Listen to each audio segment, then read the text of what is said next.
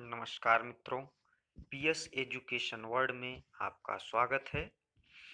हम लोग लगातार महत्वपूर्ण अभ्यास प्रश्न श्रृंखला की चर्चा कर रहे थे। उसी की कड़ी को आगे बढ़ाते हुए आज पुनः हम आपके समक्ष 5 प्रश्न लेकर उपस्थित हुए हैं, जिसमें 3 प्रश्न करंट अफेयर्स से हैं और 2 प्रश्न विषय से संबंधित है। ये 2 प्रश्न और ये 3, 4, 5 प्रश्न। तो चलिए चर्चा करते हैं आज के पहले प्रश्न की। निम्नलिखित में सत्य नहीं है। पहला कथन है, आर्मेनिया और अजरबैजान के मध्य नागोर्नो काराबाख क्षेत्र में संघर्ष विराम पर सहमति हुई।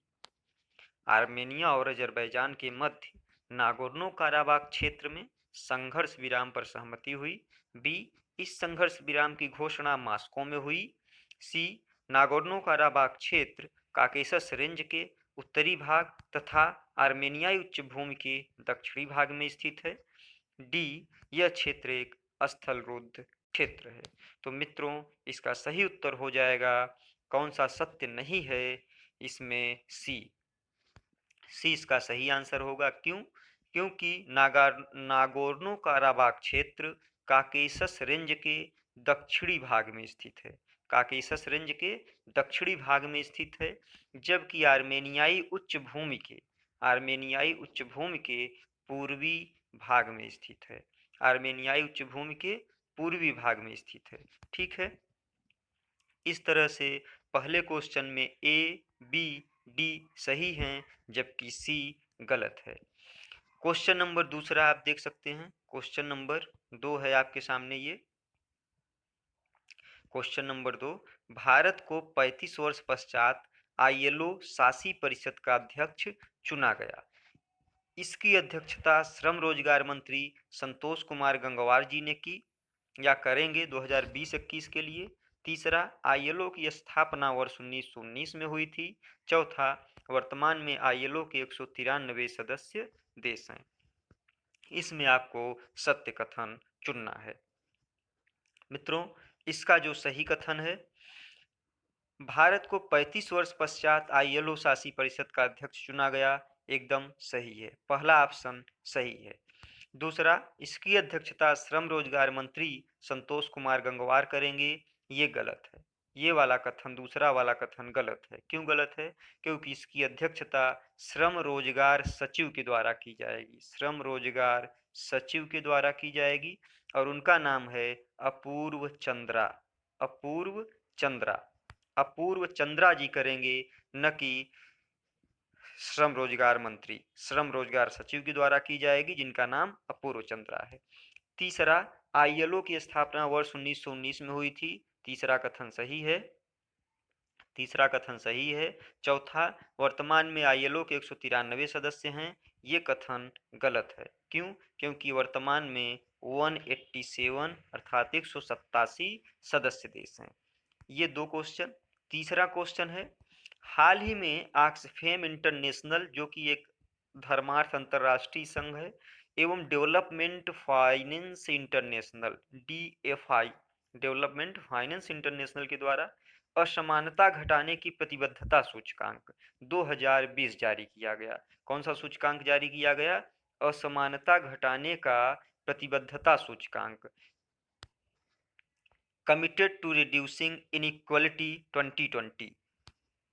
इस सूचकांक में 158 देशों में नॉर्वे पहले स्थान पर है, जबकि दक्षिणी सूडान अंतिम स्थान पर है। दक्षिणी सूडान किस स्थान पे है? अंतिम स्थान पे है। इसमें आपको बताना है कि भारत को कौन सा स्थान मिला है। तो मित्रों, इसमें भारत का 129वां स्थान है। भारत को कौन सा स्थान मिला है? 129वां स्थान। भारत को 1 to 9 स्थान मिला है। पहला स्थान नॉर्वे का, अंतिम स्थान दक्षिणी सूडान को, और भारत का स्थान 1 to 9 है। अब बढ़ते हैं चौथे क्वेश्चन की तरफ, और चौथा क्वेश्चन है इतिहास विषय से।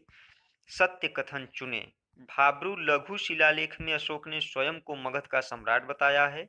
अशोक के अभिलेखों में शाहबाजगढ़ी और मानसेहरा क्रमशः ब्राह्मी एवं खरेष्ठी लिपि में लिखे गए हैं। इसमें पहला कथन सत्य है, दूसरा कथन गलत है। दूसरा कथन गलत है, क्यों कथन गलत है दूसरा, इसको हम लोग देख लेते हैं।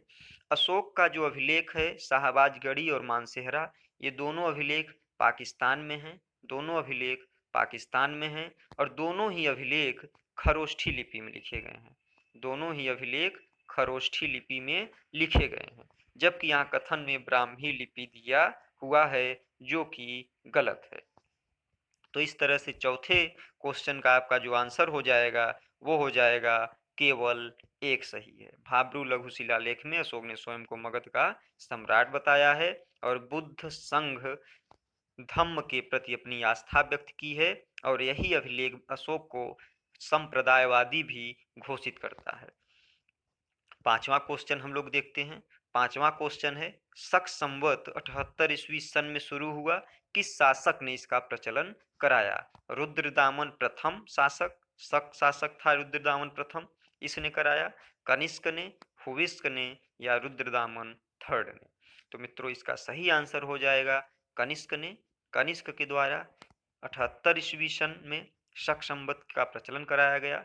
वर्तमान में भारत सरकार द्वारा 1957 में इसी को मान्यता प्राप्त हुई, और कनिष्क के ही शासनकाल में चौथी बौद्ध संगीति हुई थी, फोर्थ बौद्ध धर्म संगीति हुई थी, और उसमें बौद्ध धर्म दो संप्रदायों में बट गया था, हीनयान और महायान।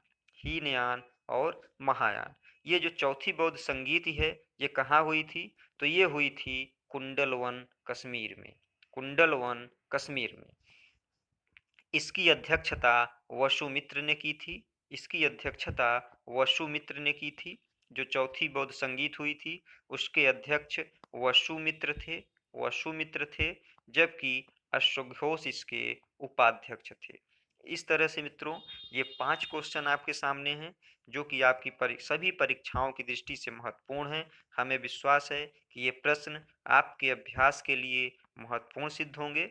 इस तरह से पीएस एजुकेशन वर्ल्ड की ओर से दी गई जानकारी अगर आपको लाभान्वित करती है, प्रभावी लगती है, तो इस चैनल को शेयर करें, सब्सक्राइब करें। आपका अपना चैनल है, प्रतिदिन आप अभ्यास में शामिल हों और अपना लगातार रिवीजन करते रहें। पिछले वीडियो ने हमने आपको बताया था कि अगर आप सफल होना चाहते हैं तो मेरा एक पिछला एक वीडियो है, आप उसको सुन सकते हैं कि सफलता के लिए क्या आवश्यक है।